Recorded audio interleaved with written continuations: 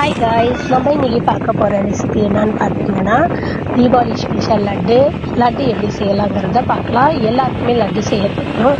நம்ம தெரியாதவங்களுக்கு சிம்பிளான முறையில் எப்படி லட்டு செய்யலாங்கிறத பார்க்கலாம். வாங்க, 10 நிமிஷத்தில் நம்ம லட்டு செஞ்சு முடிச்சிடலாம். இப்போ நான் ஒரு பவுலில் கடல மாவு எடுத்திருக்கேன். நல்லா சலிச்சு நல்லா நீங்கள் எந்த பவுலில் எதில் எடுக்கிறீங்களோ கப்பில் அந்த அளவில் தான் நம்ம எல்லா பொருளுமே சேர்த்துக்கணும்.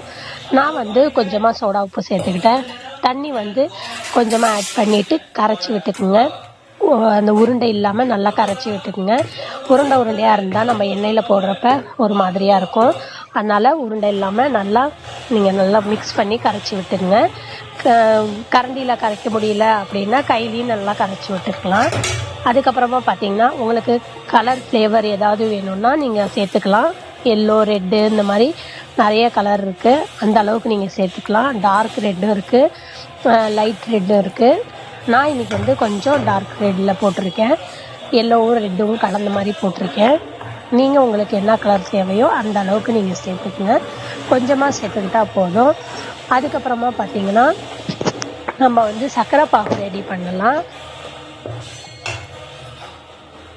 நம்ம இப்போ எந்த அளவில் எந்த பவுலில் நம்ம எடுத்துருக்கோமோ கடலை மாவு அதே அளவில் தான் எடுக்கணும். சர்க்கரையும் நான் அடுப்பு பற்ற வச்சு ஒரு பேன் வச்சுட்டேன். அதில் நம்ம சர்க்கரையை இப்போ ஆட் பண்ணிக்கலாம். சர்க்கரை பாகு ரெடி பண்ண போகிறோம். சர்க்கரை ஆட் பண்ணிவிட்டு அதில் கொஞ்சமாக தண்ணி ஊற்றிங்க. உங்களுக்கு எந்த அளவுக்கு பாகு வேணுமோ அந்த அளவுக்கு நீங்கள் தண்ணி ஆட் பண்ணிக்கோங்க. நான் எடுத்த அந்த சர்க்கரையோட அளவில் நான் பாகு ஆட் பண்ணியிருக்கேன். நீங்களும் அந்த அளவுக்கு எடுத்துக்கோங்க. அதுக்கப்புறமா அது நல்லா கரைய விடுங்க. கரைய விட்டு அந்த பாகு ரெடி ஆகுற வரைக்கும் நம்ம ஒரு பக்கம் கடாயை வச்சு நம்ம கடல மாவு இந்த பக்கம் நம்ம கடல மாவு ஆட் பண்ணுற அதை கரைச்சி வச்சுருக்கிறத நம்ம இப்போ எண்ணெயில் போட்டு பொரிச்சு எடுத்துருக்கலாம். அது வரைக்கும் சர்க்கரை கரைஞ்சி வர வரைக்கும் நம்ம பாகு ரெடி ஆகிற வரைக்கும் நம்ம இந்த பக்கம் நம்ம வேலையை பார்க்கலாம். நீங்கள் அதில் சர்க்கரை பாகில் ஒரு 4 ஏலக்காய் நுணுக்கி போட்டுக்குங்க. நல்லா வாசனையாக இருக்கும். அதுக்கப்புறம் அதில் கலர் ஆட் பண்ணாலும் நீங்கள் ஆட் பண்ணிக்கோங்க. இப்போ நம்ம கடல மாவில் கொஞ்சமாக கலர் ஆட் பண்ணோம் பார்த்தீங்களா, அந்த மாதிரியே அந்த சர்க்கரை பாகுலையும் கொஞ்சம் ஆட் பண்ணால் பண்ணிக்கோங்க. நான் பண்ணலை, இதில் போட்டதுனால அதில் பண்ணலை. வேணும்னா நீங்கள் அதில் பண்ணிக்கலாம். அப்புறம் இந்த மாதிரி ஓட்டையாக இருக்கிற ஒரு கரண்டியை எடுத்துக்கிட்டு நம்ம அதில் போட்டிங்கன்னா இந்த மாதிரி பவுல்ஸாக வரும். குட்டி குட்டி பவுல்ஸாக வரும். இல்லை அது போடுறதுக்கு சிரமமாக இருக்குதுனாலும் 2 கரண்டி எடுத்து அப்படியே ஊற்றி விட்டால் கூட போதும். இந்த மாதிரி வரும். அதாவது ரொம்ப முறுமுறுன்னு இருக்கக்கூடாது, ரொம்ப வதன்னு இருக்கக்கூடாது, நடுத்தரமாக எடுத்துக்கோங்க. நம்ம எப்படியும் மிக்சியில் பெருசாக வந்தாலுமே நம்ம மிக்சியில் ஒரு 2 ஓட்டி விட்டு தான் நம்ம போய் கலக்க போகிறோம். இப்போ பார்த்தீங்கன்னா சர்க்கரை பாகு ரெடி ஆயிடுச்சு. எப்படி ரெடி ஆகணுங்கிறத நான் சொல்கிறேன் பாருங்கள். நீங்கள் லைட்டாக அது எடுத்து கம்பி பதத்துக்கு வந்துருச்சான்னு பார்க்கணும். இப்போ அரை கம்பி பதம் வந்திருந்தாலே போதும். இப்போ நீங்கள் அது சூடாக இருக்கும், கொஞ்சம் பார்த்து அந்த எடுத்து தொட்டு இந்த மாதிரி நீங்கள் கையில் இப்படி ஒட்டி எடுத்தீங்கன்னாலே பாருங்கள் உங்களுக்கு அரை கம்பி பதம் வந்த மாதிரி வரும். அப்படி இருக்கிறப்ப நீங்கள் என்ன செய்யணும், லெமன் இருக்குது பார்த்தீங்களா, அது ஒரு 1/2 லெமன் எடுத்து பிழிஞ்சு விட்டுக்குங்க. ஏன் சொல்கிறேன்னா அந்த சர்க்கரை தண்ணி பாகு ஆறுனதுக்கு அப்புறமா கெட்டியமாக ஆகிடும். அது ஆகக்கூடாதுங்கிறதுக்காக தான் நான் லெமன் பிழிஞ்சு விட்டுருக்கேன். நீங்கள் லெமன் பிழிஞ்சிட்டிங்கன்னா அது அப்படியே தான் இருக்கும், பதத்தில் இருக்கும், அதே பதத்தில் தான் இருக்கும்.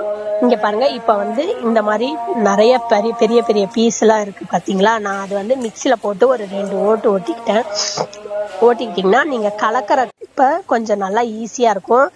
ஏன்னா அப்புறமேட்டுக்கு பெருசு சின்னதாகவே இருக்கும். இப்போ நம்ம அந்த பாகில் போட்டு நல்லா மிக்ஸ் பண்ணிக்கலாம். சூடாக இருக்கும், பார்த்து நீங்கள் பொறுமையாக பண்ணுங்கள். சூடாக இருக்கும் போது நீங்கள் உருண்டை பிடிக்காதீங்க. கொஞ்சம் ஆற விட்டு பிடிங்க, ஏன்னா சூடு தாங்காது, ரொம்ப சூடாக இருக்கும்.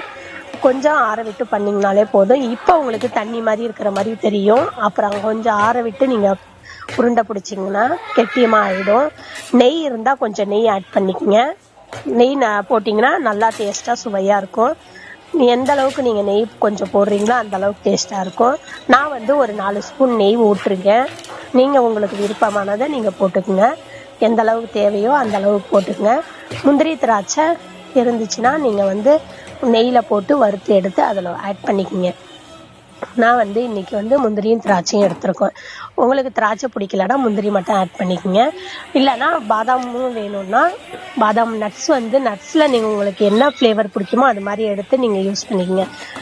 எனக்கு வந்து இன்னைக்கு முந்திரி திராட்சை தான் நான் ஆட் பண்ணியிருக்கேன். அது எல்லாமே சேர்த்து அதில் கலந்து நல்லா மிக்ஸ் பண்ணி விட்டுக்குங்க. கொஞ்சம் ஆற விட்டிங்கன்னா உருண்டை நல்லா வரும். தீபாவளிக்கு நீங்களும் ட்ரை பண்ணி பாருங்கள். ஈஸியான மெத்தடில் தான் நான் லட்டு செஞ்சுருக்கேன். லட்டில் 2-3 ரகம் இருக்குது, நிறையா இருக்குது. நான் வந்து ஈஸியான முறையில் உங்களுக்கு சொல்லி தந்திருக்கேன். நீங்கள் வந்து ட்ரை பண்ணி பாருங்கள். அப்புறம் நம்ம சேனலை லைக் பண்ணாதவங்க, சப்ஸ்கிரைப் பண்ணாதவங்க, ஷேர் பண்ணாதவங்க கண்டிப்பாக பெல் பட்டன் அழுத்தி ஷேர் பண்ணி லைக் பண்ணுங்கள். ஃப்ரெண்ட்ஸ் இருந்தாங்கன்னா நீங்களும் ஷேர் பண்ணுங்கள். நம்ம சேனலை பிடிச்சிருந்துச்சுன்னா லைக் பண்ணுங்கள். நீங்களும் ட்ரை பண்ணுங்கள். Bye guys.